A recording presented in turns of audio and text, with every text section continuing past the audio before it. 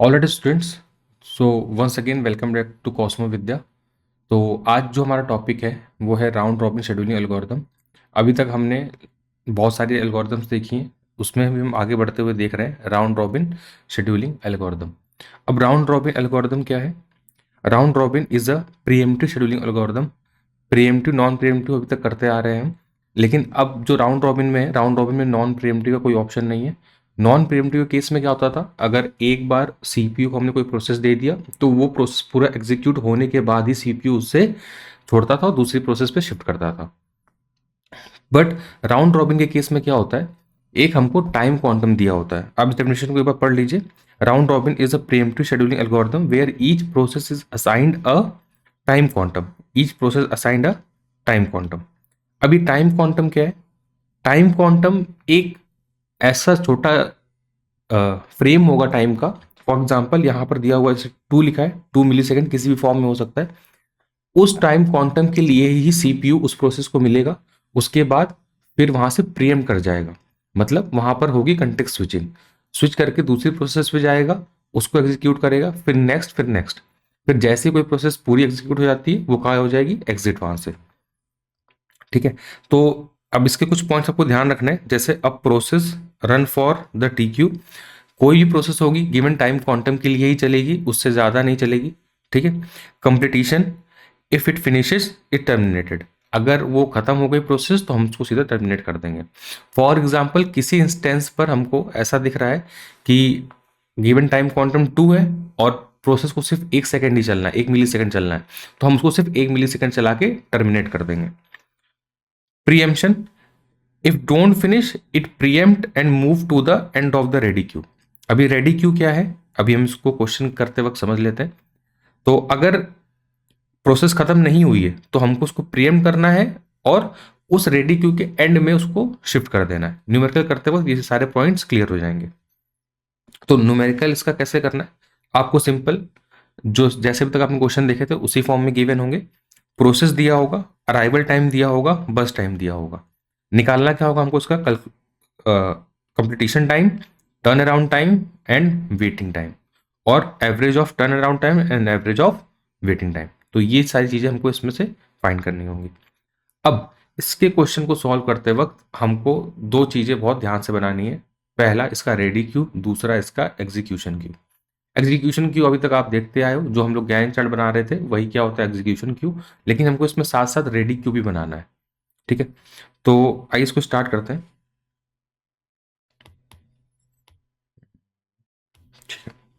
तो यहाँ पर अभी तक हम लोग गैंट चार्ट जैसे गैंट चार्ट बनाते आए थे, सिमिलर वैसे ही रेडी क्यू बनेगा।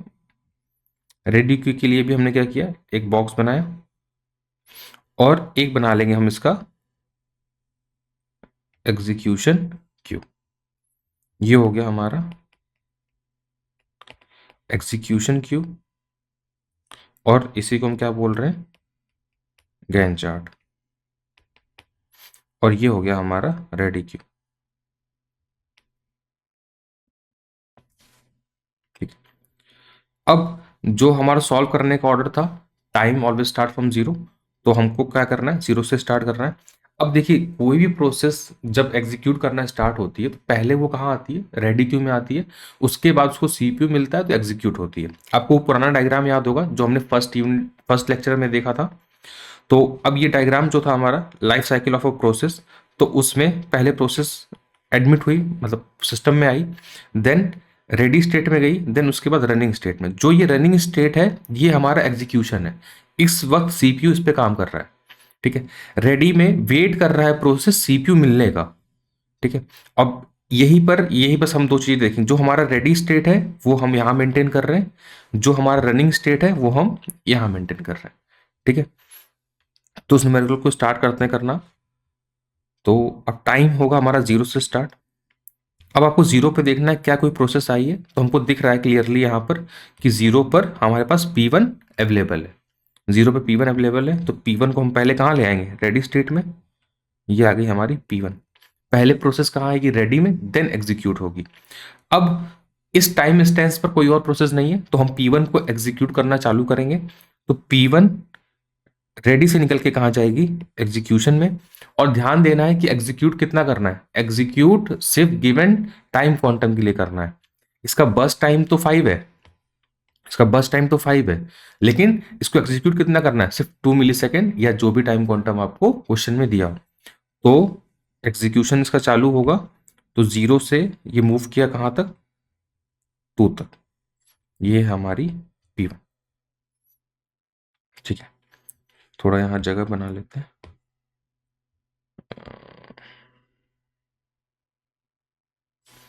तो ये है हमारा एग्जीक्यूशन। ठीक है, 2 टाइम फ्रेम के लिए चलाया हमने इसको, तो अब इसके गिवन बस टाइम में से हम 2 कम कर देंगे, तो 5 में से 2 गया, कितना बचा, ये बचा है 3। ठीक है, अब जो इसका टाइम फ्रेम निकला है 0 1 2, अब हमको चेक करना है क्या उस टाइम पर कोई नई प्रोसेस आई है। तो ये जब चल रही थी, ये हमारा नीचे दिखा रहा है, ये टाइम है। तो 0 1 इसके बीच में टाइम आया और 2, तो हमको दिख रहा है कि 1 पर P2 भी आ चुकी है और टाइम 2 पर P3 भी आ चुकी है। लेकिन जब P2 और P3 इस में आई है अपने, तो पहले कहाँ आएंगे, रेडी क्यू में, पहले एग्जीक्यूट नहीं होंगी। तो जब टाइम 1 था तब भी P1 एग्जीक्यूट हो रहा था, जब टाइम 1 था तब भी P1 एग्जीक्यूट हो, जब टाइम 2 था तब भी P1 एग्जीक्यूट हो रहा था। तो जब ये एग्जीक्यूशन में था, मतलब इसको सीपीयू मिला हुआ था, उस समय ये 2 प्रोसेस आई हैं, तो ये कहां लग गई होंगी, रेडी क्यू में। और रेडी क्यू में उसी ऑर्डर में लगेंगी जिस ऑर्डर में ये आ रही हैं। तो आपके पास आ गई यहां पर P2 और साथ में आ गई है P3। ठीक है, P2 P3 आ गए। अब 2 पर सिर्फ हमने 2 टाइम फ्रेम चलाया, तो P1 अभी भी बचा है, कितना बचा है, 3 बचा है। तो एक बार आप ये लाइन पढ़िए ऊपर जो लिखी थी, if it doesn't finish it preempted and move to the end of the ready queue. ठीक है, अब हम यहां से प्रीएम्प्ट करेंगे और उसको कहां मूव करेंगे, at the end of the ready Q. तो P2 आया, P3 आया, अब एग्जीक्यूट होने के बाद वापस जाके ये भी कहां लग जाएगा, रेडी क्यू में। तो ये आ गया हमारा P1। ठीक है, अब 2 टाइम फ्रेम हमारे पास 2 हैं, तो इसमें जो सबसे पहले लगी है ये एग्जीक्यूट होना चालू होगी, तो यहां आ जाएगी P2। और कितना चलाना है हमको, सिर्फ 2 टाइम क्वांटम। तो P2 का बस टाइम कितना था, 3, तो 3 में से 2 गया, ये बचा 1। ठीक है, 2 + 2 दैट इज 4, ये 4 तक चल गया। अब अभी भी ये बचा है। ठीक है, उसके साथ साथ चेक करना है टाइम जो हमारा निकला 2 3 4, जो हमारा टाइम फ्रेम बीता है 2 3 4, और 4 पे हमारे पास P4 भी आ चुकी है। अब 4 पे भी P2 कहाँ था, सीपीयू के पास एग्जीक्यूट हो रहा था, तो P4 आके यहाँ पे लग जाएगी इसके आगे। और इसका भी अभी टाइम बचा है, 1 टाइम फ्रेम बचा है, तो ये भी वापस कहाँ चला जाएगा, यहाँ पर P2। ठीक है, और P2 यहाँ से हट गया। अब नेक्स्ट हमारे पास क्या है, P3। अब हमको दिख चुका है कि यहाँ पर सारी प्रोसेस हमारी रेडी क्यू में आ चुकी हैं। ठीक है, सारी प्रोसेस हमारी रेडी क्यू में अवेलेबल है, तो हम उसको एग्जीक्यूट करते रहेंगे। लेकिन हाँ, एक बार में एक प्रोसेस गिवन टाइम क्वांटम के लिए चलेगी, उससे ज़्यादा नहीं चलेगी। तो अब हमारे पास नेक्स्ट क्या लगा है, P3, तो P3 अब नीचे आएगा। P3 एग्जीक्यूट किया, P3 का टाइम बस टाइम कितना है, 4, सिर्फ 2 चलाना है, तो ये जाएगा 6 तक, और बचा कितना, 2। अब P3 जो 2 बच गया वो कहाँ लग जाएगा, इसके आगे। ठीक है, ये P3 हो गया। नेक्स्ट हमारे पास है P1। P1 कितना बचा था हमारे पास, 3, P1 आएगा नीचे वापस, P1 एग्जीक्यूट हुआ, कितना चलेगा, सिर्फ 2 टाइम क्वांटम, तो 6 + 2 8, और रिमेनिंग कितना बचा, 1, तो P1 वापस कहाँ चला जाएगा, आगे। ये हो गया P1। अब फिर किसका नंबर आ रहा है, P4 का। P4 का बस टाइम कितना है, 1। P4 का बस टाइम दिया है 1, टाइम क्वांटम हमको यूज करना है 2। लेकिन अगर कभी भी बस टाइम टाइम क्वांटम से कम हो, तो कभी भी आप उसको 2 3 या जो भी टाइम क्वांटम दिया उतना नहीं चलाएंगे, जितना इसका बस टाइम है सिर्फ उतना चलाना है। तो 8 + 1 दैट इज 9। तो ये हो गया हमारा P4, और P4 पूरा एग्जीक्यूट हो चुका है। तो अब ये क्या हो जाएगा, टर्मिनेट, जो हमारी लास्ट स्टेट होती है इसकी, दैट इज टर्मिनेट। ठीक है, अब जैसे यहां पर 1 दिया था, तो अगर आप 8 + 2 कर देते दैट इज 10 टाइम क्वांटम के बराबर, तो जो बचा हुआ जो 9 के बाद जो 10 आ रहा है, उस टाइम फ्रेम पर क्या हुआ, तो उस समय सीपीयू खाली रहेगा, और सीपीयू को आइडल नहीं रखना है, तो सिर्फ हम कितना चलाएंगे, 1 टाइम क्वांटम। ठीक है, नेक्स्ट शिफ्ट करेंगे P2 पे। P2 हमारा कितना बचा था, 1, तो P2 भी कितना चलेगा, बस 1। और ये हो गया 10, P2 भी यहाँ से बाहर। नेक्स्ट है हमारे पास P3, P3 बचा है 2, 2 टाइम क्वांटम में चलाना है तो P3 भी पूरा कंप्लीट। ये हो गया P3 और 10 + 2 दैट इज 12। ठीक है, अब हमारे पास बचा है P1, P1 कितना बचा है 1, तो P1 चला देंगे, P1 भी हो गया कंप्लीट, ये हो गया 30। ठीक है, अब सबका आपको क्या निकालना है, कंप्लीटेशन टाइम, किस टाइम पर प्रोसेस कंप्लीट हुई है। तो जहां पर भी प्रोसेस एंड हुई है आप उसके नीचे राइट साइड पे देख लीजिए, P1 का ये हो गया, P3 का ये हो गया, P2 का ये हो गया, P4 का ये हो गया। P1 कई जगह पर लिखा है, लेकिन आपको कंप्लीटेशन टाइम के लिए हमेशा देखना जहां पर लास्ट में प्रोसेस चली है। ठीक है, तो अब इसका आप लिख लेंगे, P1 का हो गया हमारा कंप्लीटेशन टाइम 13, P1 का हो गया 13, P2 का हो गया 10, P3 का है 12 और P4 का है। हमको क्या फाइंड करना है इनका टर्न अराउंड टाइम।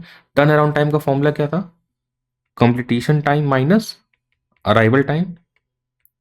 तो CT minus CT, 13 minus 0 13, 10 minus 1 9, 12 minus 2 10, 9 minus 4 5।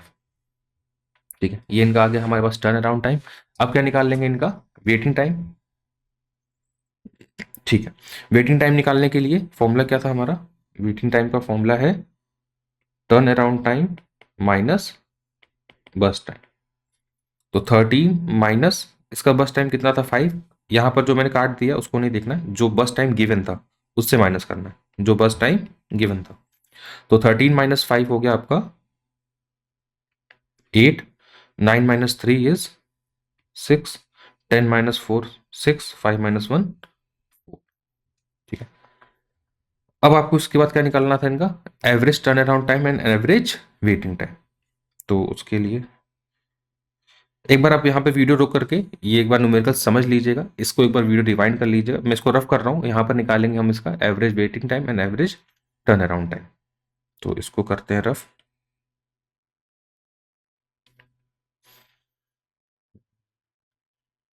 ठीक है, अब हम निकालेंगे यहाँ इसका average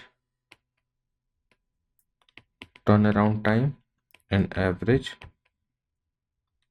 waiting time. Average turn around time निकालने के लिए क्या करेंगे, इन सबका सम divided by total number of process. तो इन सबको सम कर लीजिए, 13 + 9 + 10 + 5 15। ठीक है, ये हो गया आपका 37 divided by number of process 4, और ये हो गया आपका 12 + 16। ठीक, ये हो गया आपका 24 डिवाइडेड बाई 4। तो अब इसको कैलकुलेट कर लेंगे तो इसका आंसर क्या आ जाएगा, 37 डिवाइडेड बाई 4, ये हो गया आपका 9.25 और ये हो गया आपका 6। ठीक है, अगर कोई यूनिट दी होगी आपको क्वेश्चन में तो आप यूनिट लिख देंगे, जैसे मिली सेकेंड दिया है तो मिली सेकेंड लिख देंगे, नहीं दिया होगा तो सिर्फ नंबर लिखेंगे, अपने आप से कोई भी यूनिट नहीं लिखनी है इसमें। तो ये था हमारा पूरा राउंड रॉबिन। सिंपल क्वेश्चंस आते हैं, बस आपको ध्यान एक चीज रखनी है इसमें, इसका जो रेडी क्यू बनेगा, अभी तो रफ कर दिया है, अब वीडियो को पीछे रिवाइंड करके एक बार देख लीजिएगा। जो रेडी क्यू बनेगा, रेडी क्यू बहुत ध्यान से बनाना है, अगर रेडी क्यू में एक भी स्टेप गलत हुआ तो पूरा एग्जीक्यूशन यहाँ पर गलत हो जाएगा। ठीक है, सो अब मिलते हैं नेक्स्ट वीडियो में, तब तक के लिए थैंक यू।